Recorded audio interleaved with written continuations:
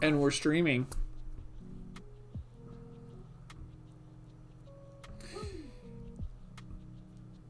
Are we good?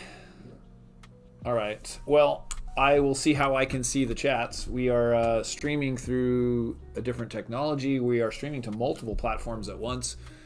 So we'll see how this goes. And if I can only see those of you on YouTube, I apologize because we're on different platforms.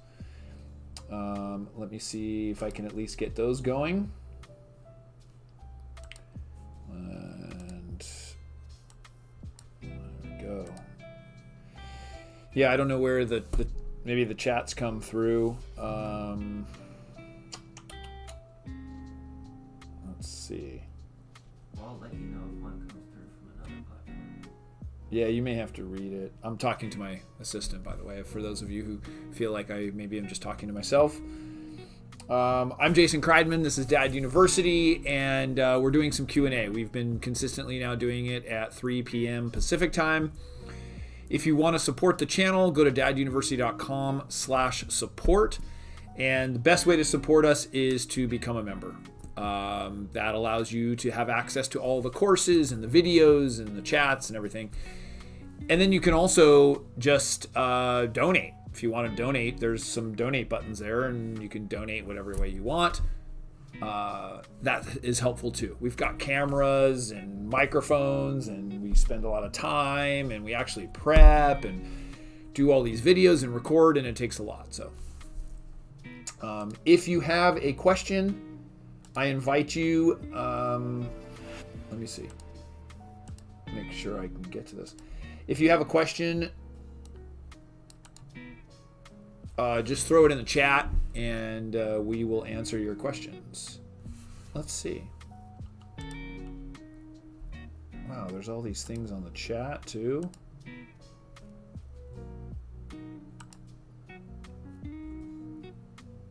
Yeah, write in where you're joining us from, and then any questions that you might have. We've got a couple of questions I think that kind of went unanswered. I want to make sure that I can answer these. We'll see if we can bring them up on the screen. If not, I can just read them off. Oh, hey, Matt. Just want to say a big thank you.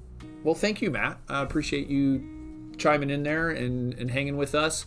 See if there's anything. If you've got any questions, throw them in the chat. If not, you just want to listen, hang out. That's cool, too.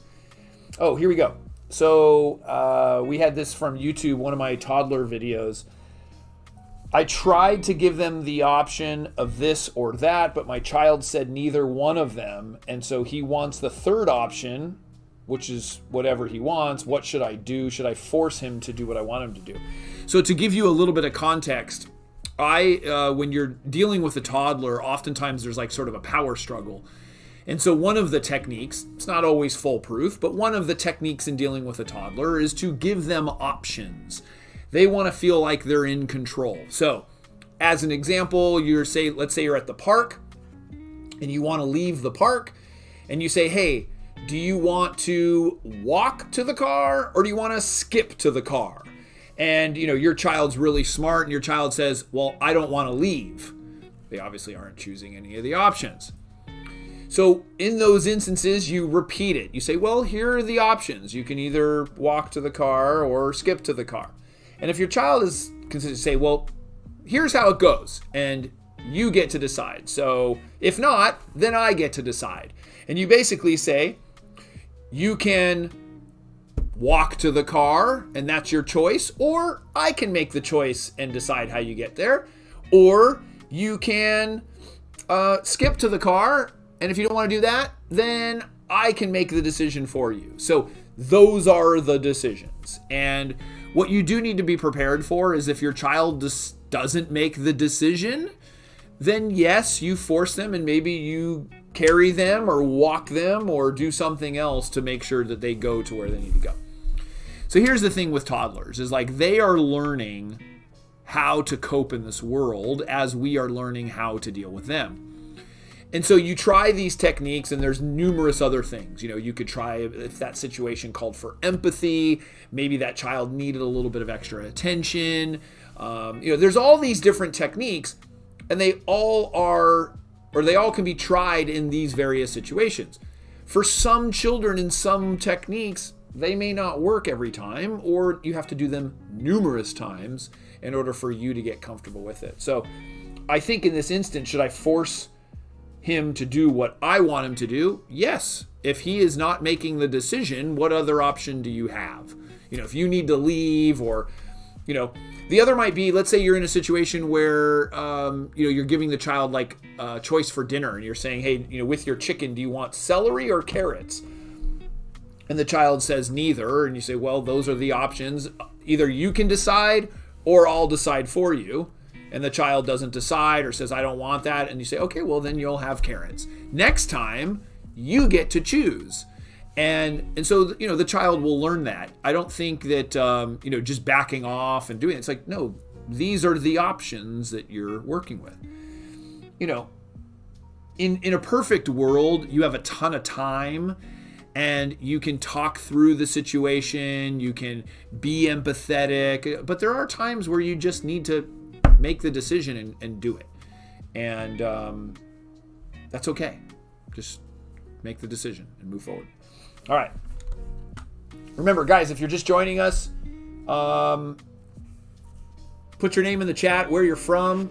If you've got a question, throw it in the chat. Be happy to answer it if I can. And also, too, if you want to support the channel, I'm going to probably mention this a ton of times, but I see what happens as people are coming in and out of the stream. Go to daduniversity.com/support. You can support the channel that way and choose. Do we have another question? We do. I would love another question. We will answer another question. I've got a handful of questions that have come that I just don't get a chance to answer typically on YouTube. I try to answer them, but I don't always have the ability to. All right. Number 2 is coming up here. So D. Myrick says, my daughter will be 10 this year and going to give her weekly chores. Cleaning her bathroom once a week sound like a good start. How much should a 10-year-old be helping out around the house? So there's actually and I believe I had it in responsibilities video that I did. If not, you can search on Google for, age-appropriate chores, or however you want to call it, responsibilities. And yes, cleaning a bathroom is nothing. The responsibilities, you'd be surprised. Most people are surprised. I know even I was when I originally saw this, of the level of responsibility that children are capable of. Children, from the time they can walk, can throw something away, can help set a table and carry small things. They can clean up and wipe things. Now, it doesn't mean that they're going to do a perfect job, and that's okay. Don't criticize them of the job that they're doing. If a child is cleaning the dishes and doesn't clean them perfectly, it's okay. You're better off just going and wiping it afterwards or doing what it is that you want. Do not tell the child that they're not doing it correctly. Certainly you can give them guidance and say, hey, we'll do this together. This is how we do it. But yeah, cleaning a bathroom for a 10-year-old is totally fine. Cleaning baseboards, making their bed, sweeping the floor or vacuuming, doing dishes, setting the table, taking out the trash. All of those are totally acceptable for a 10-year-old and even younger. So, if they're able to reach it, it's not heavier, something's not heavier than they're capable of, most of the time they can. Now, there's certainly a balance where a child isn't necessarily spending their entire free time doing responsibilities, but responsibilities around the house are an important thing. And it's an important thing to teach your children so that, they are contributing members to the family. And that is something that builds character. It makes them feel like they are a part of something. So there's actually a lot of positives, not just the fact that something will get cleaned, that come from that. So I would suggest that certainly, the bathroom once a week, and then maybe on another day, there's, floors swept. What I would do is probably make some kind of chart, and that's the responsibilities. Now, what's important too is that your child sees you also doing things around the house. So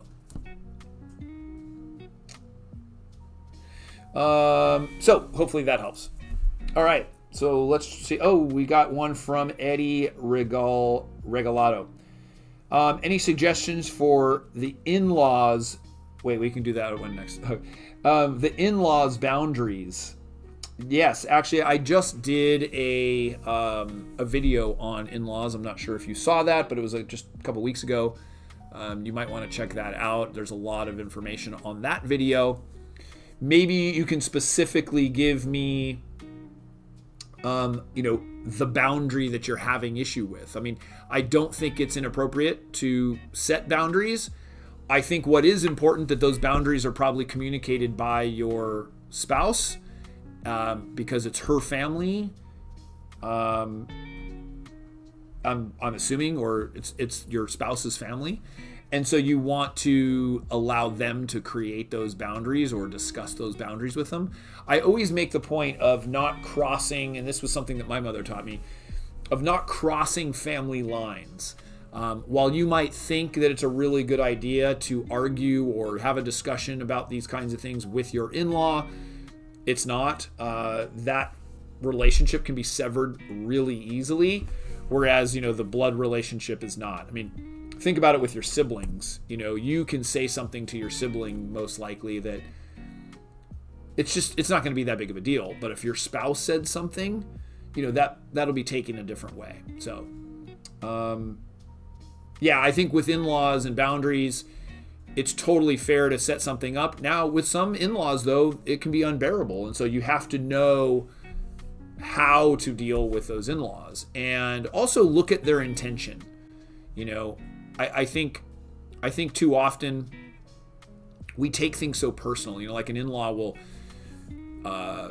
suggest on how something should be done, and then we end up, secretly, internally questioning our own parenting and, are we capable of doing it? It brings up all kinds of psychological stuff, which I don't think is the intention. A lot of times the grandparents are just really wanting to be a part of the child's life, and I think it's important to allow that.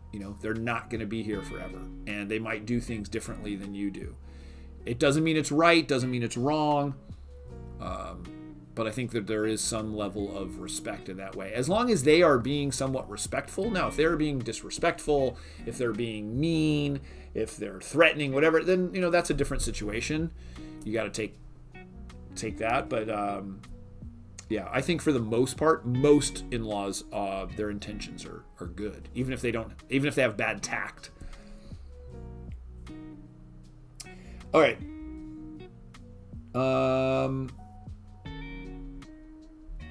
So I'm following up here with Eddie. I saw the video. They continue to arrange personal belongings at my home. She handles everything with her parents, but sometimes they don't care. Yeah. They continue to arrange personal belongings at my home. So, I think that, there has to be kind of a compromise in some ways. Like, it's funny. I once saw, somebody was getting upset at the grandparent because of the style that they had of, watching the child. But meanwhile, they allowed them to watch the child because they needed their help. So you got to be careful. If they're just coming over for an enjoyment, I might suggest a sandwich discussion of what it's called, where you put something really positive and then you say what you need to say, and then you say something positive again. So as an example, you might say, hey, I just so really appreciate that you are involved in our child's life. You really, it's great. Hey, once in a while, I'd like to kind of keep my stuff the way that it is. I'd prefer that that's the case. But hey, maybe we can go do this on this day. Like you sandwich it. You say a positive criticism and then a positive, and end with it that way.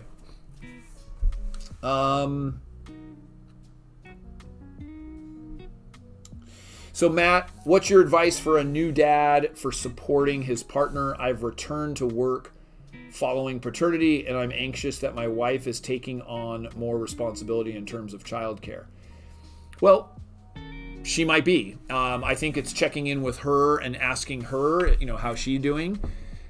Sometimes, if the financial ability is there, for her to take a break and maybe, or if there's just a family member or friends or something where she can take a break for a couple of hours or, to get things done. Or I think it's important to check it in. I mean, you're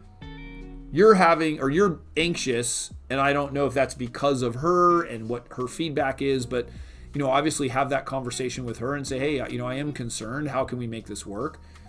Maybe, what that also means then is that when you do go back to work, when you come home, you are on. You take the kid, you do that. You maybe on the weekends, you let her sleep more. And that's communication between you two. For some people, the father or mother, whoever's like the secondary caregiver, meaning they don't spend as much time with the child, often feels guilty, and that's understandable. And so that's a conversation with your spouse and saying, hey, how are you feeling with the time? Is there something that I can do, or the timing, or what it is? And, there are some people that just love it, and it's just our own guilt that's showing up, but they just love being, the primary caretaker, and, maybe just once in a while they need a break. So I think the best thing that you can do, granted, there's tips of like, just, hey, do more around the house, anticipate her needs, all that. That's great. But I think you ultimately have to have a conversation, and that conversation, because every person is different, every person's requirements are different, and part of it is understanding what it is that she or he needs in order to feel better and feel okay, and sometimes that's hard. Sometimes it's really hard to do, when you both are pushing, maybe you're pushing at work, coming home and doing the stuff. She's there all day. She's tired. She's, taking care of the child. Like, it's a lot. That's part of raising the child. It is a lot. And so give yourself some compassion for both of you, and just communicate to each other. Hopefully that helps.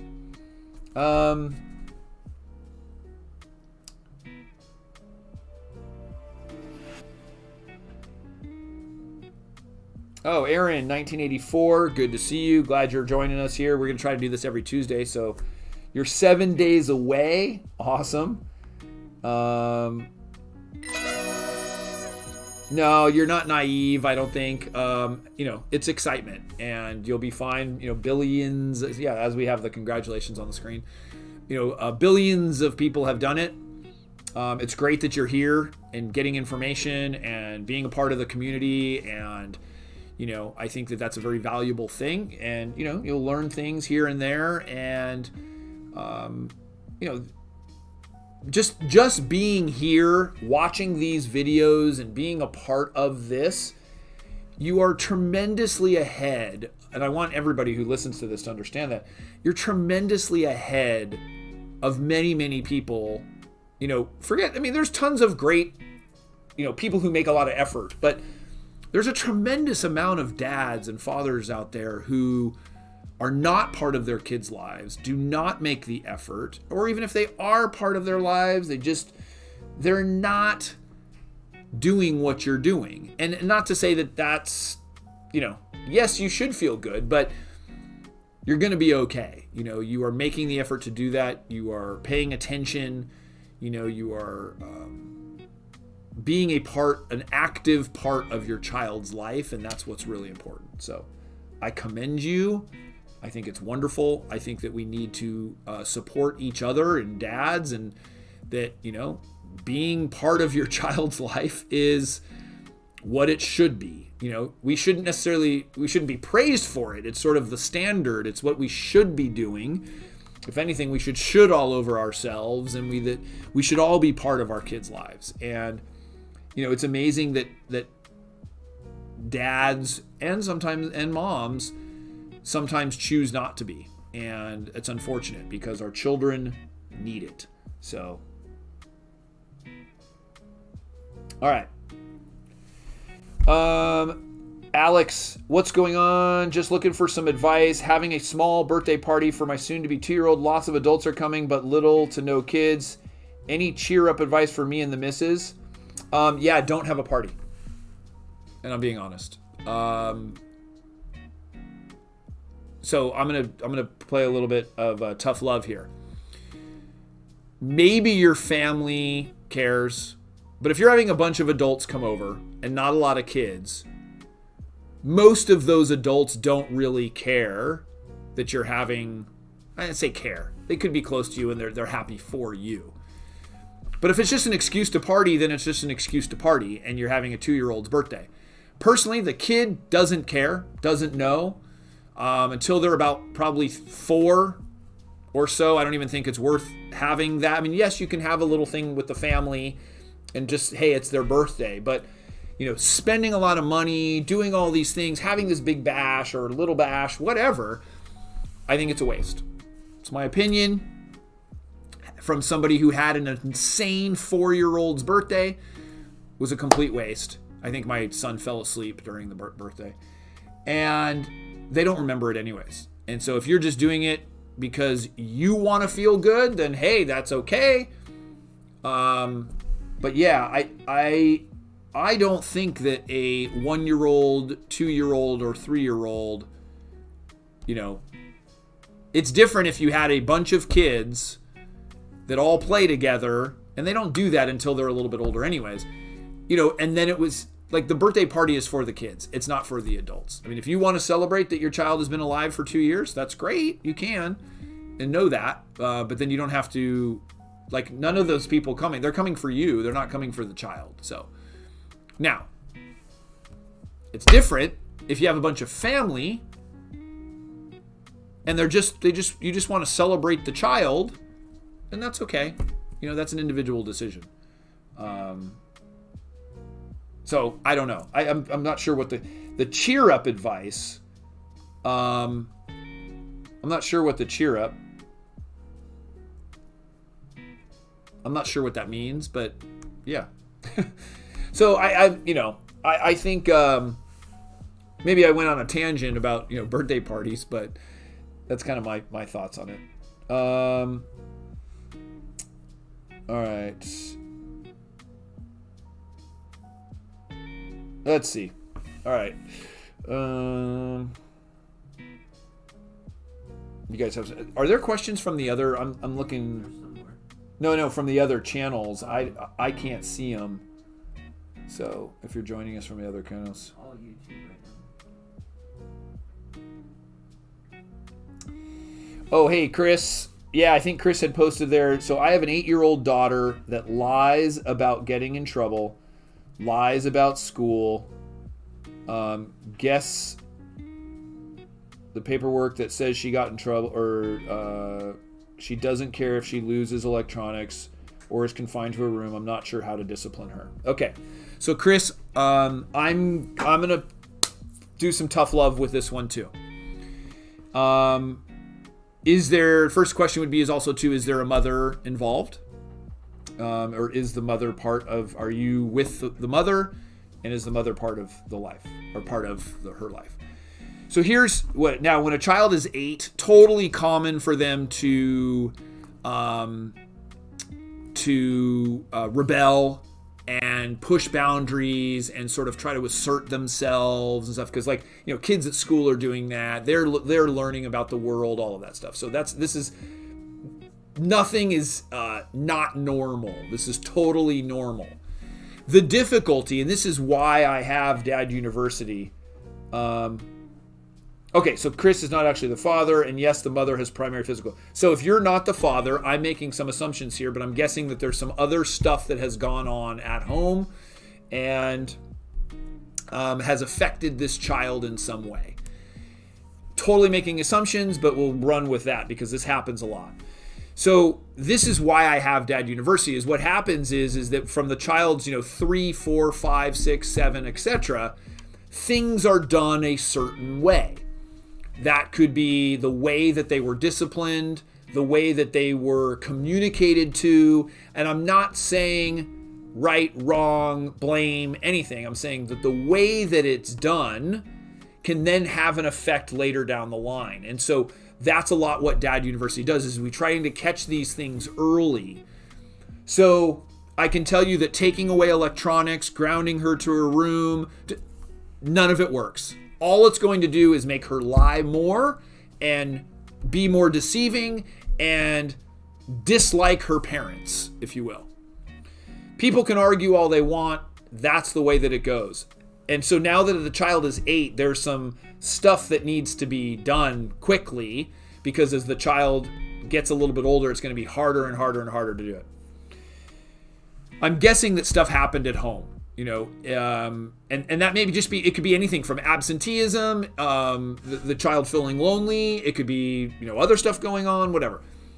But the child is maybe not getting the communication and the affection and the attention and the love that they might need. Not saying that they're not loved or that they're not getting that, but I would imagine that if you started early with the type of communication about what is right and wrong, showing the right way, doing these things, that child won't have a reason to lie or a reason to manipulate, because there's no advantage to it. And I'll give you an example from very, very early on.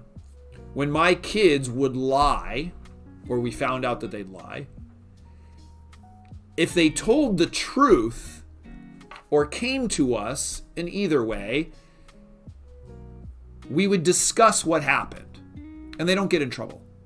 There was not punishment. There's also no reward. It's part of the teachings that I have. Instead, we talked about what does this mean? How did this feel for you? What is it about this situation that is, a problem? And at 8 years old, that child is probably starting to go through some stuff, is seeing things at school, is doing all kinds of things, is having emotions that they're not really understanding. And so grounding them, punishing them, is going to create a wedge in the relationship. And instead, what that child needs is support, love, hugs, affection, communication. That child needs that attention and that support in a very, very loving way. And so instead of, if the child does something at school, let the school handle that. At home, we have the discussion about what is it why that happened. And it's calm. Even if a child gets a bad grade or a child has some issue at school, we talk about what happened. And if the child said, well, he hit me first, or, she did this, you say, oh, okay, well, if that was to happen again, how would you do it differently? If this girl came over and hit you or argued with you or did something, how would you do this differently? And that's just, this is not easy to solve in one sentence or a couple sentences, but this is what the courses are about that I have within the membership. We talk about being a coach, and instead of being a parent, you are their coach, and you are teaching them the ways of the world and how things work and the way to be, and it's a very, very nurturing, loving, positive thing. And I think, in my belief, and I now see it through my kids and other people who go through these programs, it's not that a child won't ever lie or won't ever not tell the truth or won't ever have a problem, but the likelihood is less, the severity is less, and the children begin to be able to communicate with you so that child feels safe, because that's our job too, is that child feels really safe talking to you. So, the daughter would feel really safe coming to you and saying, hey, this happened, and you being empathetic, say, oh man, I remember when I was a kid, that's tough. That's tough to go through. I'm sorry that you had to deal with that. Maybe, what do you think about the decision that you made? And they may say, well, I got in trouble. I'll say, okay, well, what would you do next time? What would you do differently? And that type of discussion happens every single day. This is not a one-time thing. This is every single day. And the hope is that the child understands what's right and wrong, doesn't have the motivation to lie, doesn't have the motivation to steal or have things be worse. They then understand that maybe I need to choose better friends, and in the case that they do have difficulty, they are able to talk with you and know that it's safe and I'm not going to get in trouble. I can trust you because you are now. A lot of people take this thought of that you're their friend. You're not. You're their coach. Being a friend is different. Obviously when somebody does something wrong, they need to be taught the right way. Most of the time, friends just look the other way and you move forward. They need to be taught the right way. But punishing them for something doesn't teach them the right way. It just doesn't. So that's my long rant. I hope that helps. I think that, if there is perpetual problem, meaning all of these things are being done, there's something else deeper going on with the child, then I do think that a therapist or counselor or something would be best, because at age 8, you're at a crucial time. 8, 9, 10, that is a crucial time to get in there and solve those problems. Otherwise, when the child starts getting a little bit older and starts having the friends be more influential than their parents, that's when you start running into trouble. And if you don't have that foundation built, it gets worse. So hopefully that helps.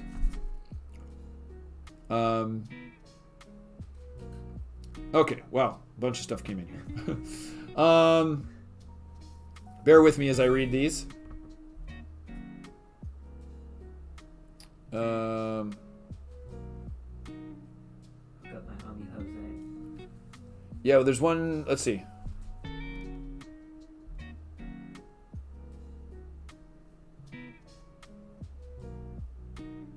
Oh, so Jose asked, should I push my kids into after-school activities? I often wonder if the kids in the complex are good friends. Yes. So there are studies. I don't have the links to them. But I recall this. I have a relative that was in law enforcement and dealt with kids for many, many years. And one of the biggest problems when kids start, kids experiment with alcohol, drugs, get into stealing, other things after school. They're bored. They have to find stuff to do. And granted, 8, 9 is pretty young, but absolutely after school activities, it gives them something to do during that window where they don't need to find something that's entertaining. And it doesn't have to be totally intense. It could be a sport, it could be art, it could be theater, it could be all kinds of things. But yes, I do think that after school activities is good. The other thing is, you don't know necessarily, and you might want to review that the local kids are the best influence. They might be nice kids, but I was once told 2 boys together have half a brain, 3 or more boys together have no brain. I can't say anything for the girls, but and I think that's pretty true. Even if as you get older, as we get together, I remember growing up and we had a group of friends on the street. We would do the dumbest things. We'd get into trouble, and I then combated that as I played sports. I got into activities. I was in martial arts. I did all these things to keep out of that. And I think that's why my parents did that too. They didn't want me getting in trouble. And so I do think that is an important thing, is just keeping them busy in some aspects and find what they like. It's also an opportunity to make new friends, have commonalities, find things. Sometimes it doesn't have to be necessarily even expensive. It could be community stuff or, even volunteering, helping out, with animals or helping out in an old folks home or so there could be volunteer opportunities as well that wouldn't cost money. So yeah, I think keeping them busy is a good idea, especially as they get into preteen and teens. Crucial. Right on. Somebody gave us a tip. Really appreciate that, Baby Ace. Thank you very much. Yeah, guys, this is always greatly appreciated. If you want to support the channel, go to daduniversity.com/support. Donations are awesome. We appreciate that. That's how we make this happen, is through the memberships and through donations. And so, takes a lot of time, equipment, time, all kinds of stuff that costs real money. And so we try to put this on together to help people, and hopefully it does. Let's see. Oh, Jose, well, you're welcome. Glad that's helpful. Let me see. I saw one here. Well, I see you guys are actually helping each other, which is great. Brian, Matt, you guys are all answering each other's questions, which is awesome. That's kind of what we're here to do, is especially if you've gone through something and you have experience. That's a lot of what I speak about, is my own experience. My kids now are 14. I have a 14-year-old son and a 12-year-old daughter, and so it's from that experience that I try to speak from and what I've learned. And I made tons of mistakes along the way. It's so easy to talk now about how the baby stage was, because I'm not in it. When you're going through it, it's chaos. And I learned a ton of things going through that. Same with toddlers. And so now I'm going through the teen years and learning all of the aspects of dealing with teenagers. And so, I could certainly post some things about, what I go through, but I also haven't learned it at all yet. So I'm hesitant to do that. If you've got a question, throw it in the chat. Let us know where you're coming from as well. Love to hear from you, and happy to answer any questions I can. Also, I think we had another, we did the question with Chris. Chris had said, all right, thanks, give it a shot. Hopefully that works out. And Chris, come back next week. Let me know. Give me some feedback. I know you were a little bit discouraged on the videos, but we're here for you. We want to make this work. Try out a couple of different things. Be very loving with the child, and see the dynamic and see how that works, and report back, and be happy to. We're here every week. So, you got another question, Luke? How many did you do of mine? One so far? I think I did 2. Okay. You ready? Yeah. Here it comes. I am ready. With the delay on my screen, so. Nope, it's the next one. That was the one we just dealt with. Yeah. You did 3? Yeah. Well, we're done with that one. All right. So James Ryan Vaughn, how do you best deal with the mental strain of never being able to solve your partner's problems? We're in the last week of pregnancy, and for both of us, it's tearing apart our mental health. For all the obvious reasons for her, but I feel like I'm going to lose it because I just feel so helpless not being able to actually fix anything. Yeah, so I get it. And I'm sorry that you're going through that. It is a common thing, and especially as men, we often, and so much of the time, try to fix everything. And, we want to make things better. And unfortunately, there's not a secret to this, where all of a sudden you are able to fix everything. I think what you have to do is you have to be, as best you can, a positive light. And even in some instances where you realize that your partner might be in a worse situation than you are, you kind of have to take a little bit, maybe step back or step to the side, whatever, and put on a little bit, I don't want to use the word act or a face, but it's very difficult when you're both going through your own things at the same time. And so I know with my wife and me, when I'm going through something really bad, the dynamic works. It's when I'm going through something that's not even really bad, but really hard, she always steps up and is able to kind of come in and help. And me, I'm the same way. Something's going on with her. Like, I kind of forget what's going on with me, and I'm just able to focus on the other person. And so sometimes that's helpful, where you can kind of just drop what you're doing and focus on the other one. Now, what I will also say, and this is maybe a little bit too harsh, but you are not responsible for somebody else's feelings. I say that with the caveat that you want to do everything you can to be positive and uplifting and be the light that she might need. So there's this dynamic, though. What you have to understand too is, like, if somebody is down, you can only do so much. You can be there for support, you can be there empathetic, you can help them in whatever way you can, but ultimately it isn't your responsibility. We all have to take responsibility for our own emotions, and I have numerous videos on this, and it's so important to learn as a father, and that's why we have these courses, and that's why we have the membership. There's very, very specific things that I teach in here about you taking responsibility for your own emotions, because you do not want to put your emotions on your spouse or on your children. Give you an example would be you saying to your child, "You make me feel so horrible," or "When you do this, that makes me mad." Well, no, it doesn't. You're making the decision to get mad based on what the person is doing. So, as much as you want to help your spouse, there is no secret other than trying to be positive, putting away your stuff so that you can focus on her. And the other thing I will say, and you can talk about this with her, is that it is temporary.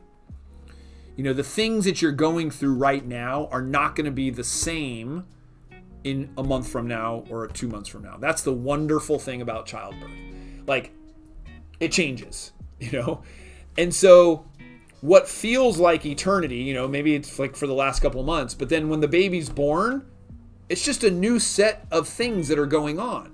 So whatever you might have been doing before that was like dealing with that, you're now dealing with something different. And so it is learning that adaptation and learning how to go through the different stages. And I was once told, I mean, if you want some actual practical tips, here's what I will tell you. Exercise, for sure. Eat better, for sure. Drink more water, for sure. You know, taking care of your body is absolutely, I would also take care of your brain and your mind. Breathing exercises, meditations, all of that, gratitude practices. And so I have a lot of information of that. This is my course called the Fatherhood Mindset, which we have in the membership. It is all about this. It's about your mental state. It's about gratitude, empathy, how you show up, taking control of your emotions, all of these things so that you can be prepared to be a father.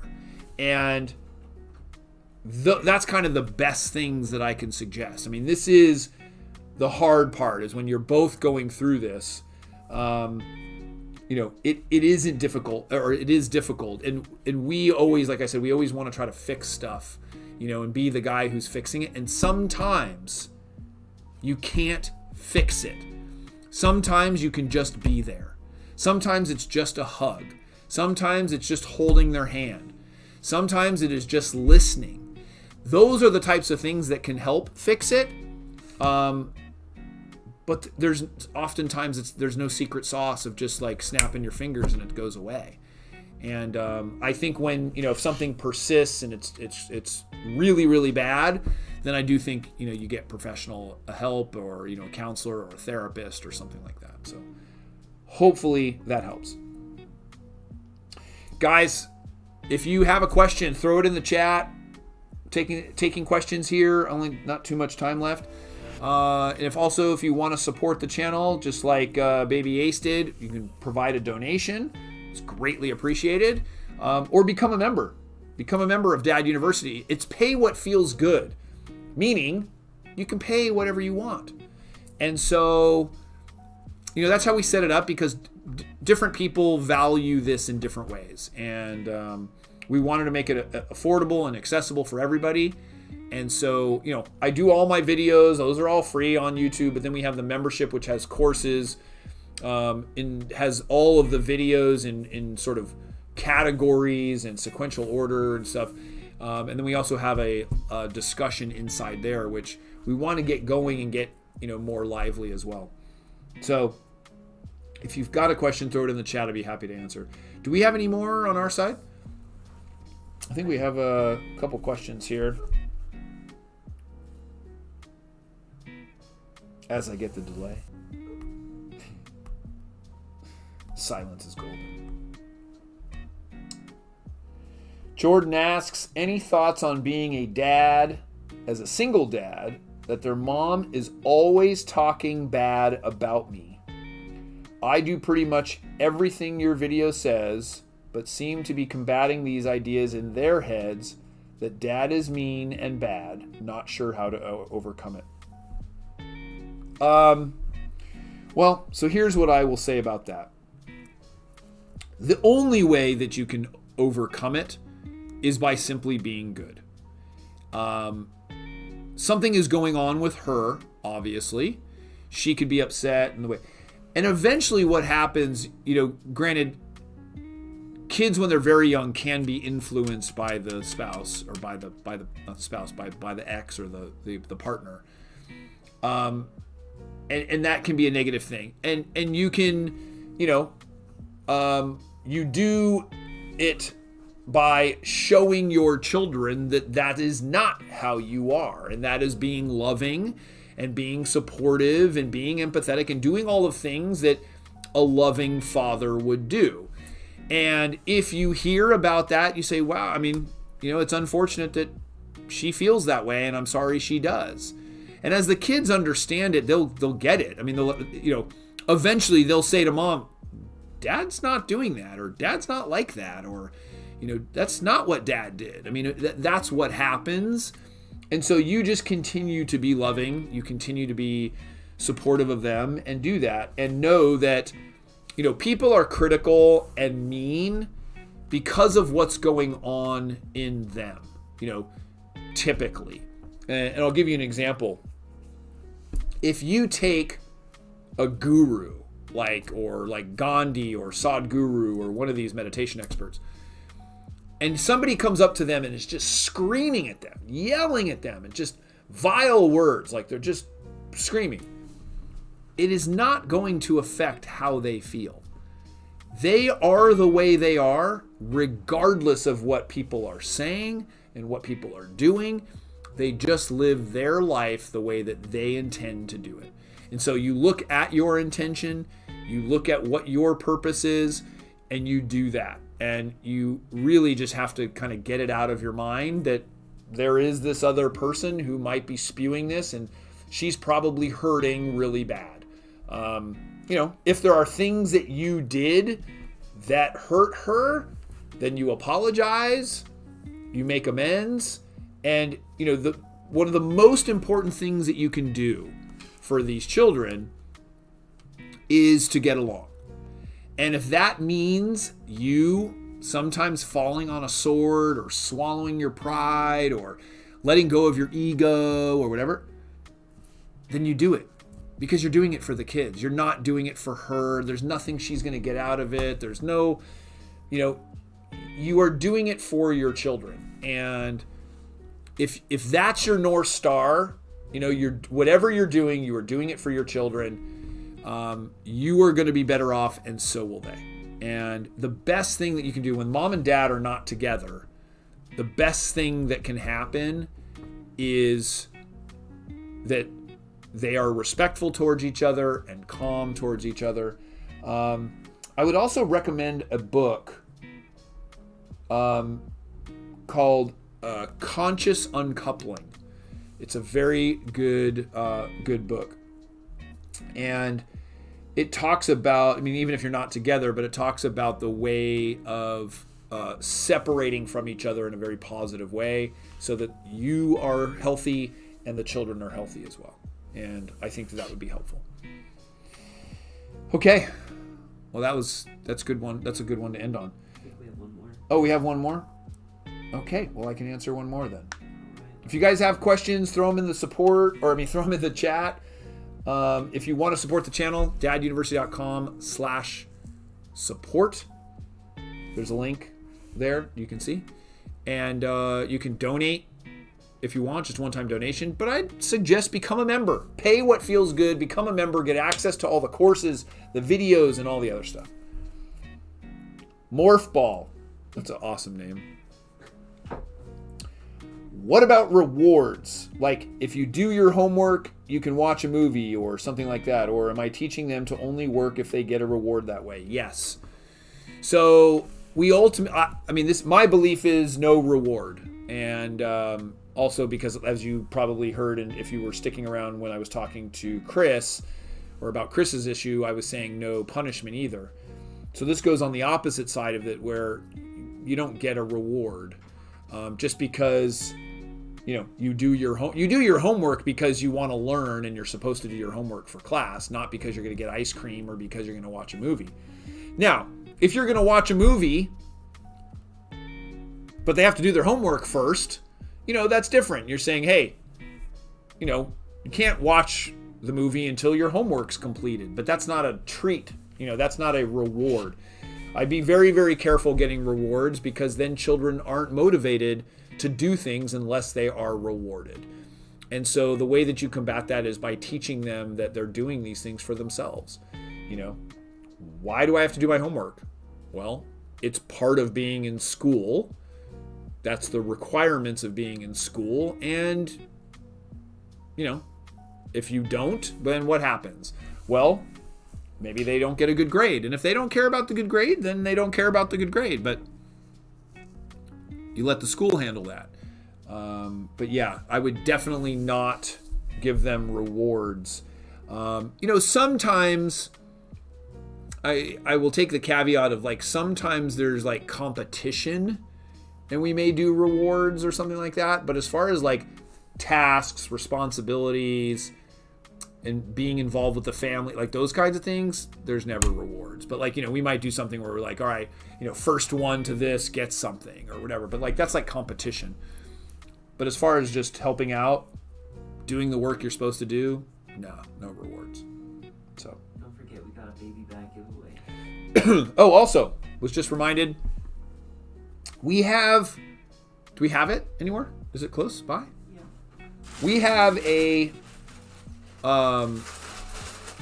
Kobe bag. This is a diaper bag. Value is about $139. It's really nice, actually. And it can be used as a backpack, but it's also a diaper bag. It's got everything in here. It's multiple pouches. And we're giving it away. It's brand new, but we're giving it away to some lucky person. We will do like a random drawing out of the next 50 people who sign up for membership. So you even can use the lower level membership. It's fine. You sign up as a member, you're automatically entered. The next 50 people, we've got already people in that queue because we started this yesterday or 2 days ago. I think we launched it on Instagram. But sign up as a member and you're automatically included in that drawing. And it's pretty cool. It's nice. It's, nice leather, well made, good zippers. I don't sell a lot. I don't push a lot of product on my channel, but this is a really nice one. And this was given to us. And so we wanted to use it as a giveaway. Some lucky person. So go to daduniversity.com/support, become a member, and enter. You can by becoming a member, you're automatically entered to get this. So, and then with that, guys, we'll be here next week, 3 p.m. same time, 3 p.m. Pacific, and I'm coughing as we leave. And thank you. And as I say goodbye, I'll get a drink of water. Guys, I'm excited. See, We've all got that a talking, diaper bag giveaway. This is the Kobe expandable Thanks, diaper guys. bag. We'll see you next Really sturdy. It's got a lot of pockets. It's a very cool bag. For the next 50 members who sign up for daduniversity.com as a member, we will put you in the drawing to win this diaper bag. It's over $139. It's got all kinds of cool accessories with it. So make your way over to daduniversity.com and pay what feels good to become a member. It'd be so awesome. So if become a someone writes, member and get the touch chance these to all over? win this bag. Go over to daduniversity.com, click on become a member, and you'll automatically be entered if you're one of the next 50 people to do that. When I found out we were going to have a baby, I was so excited.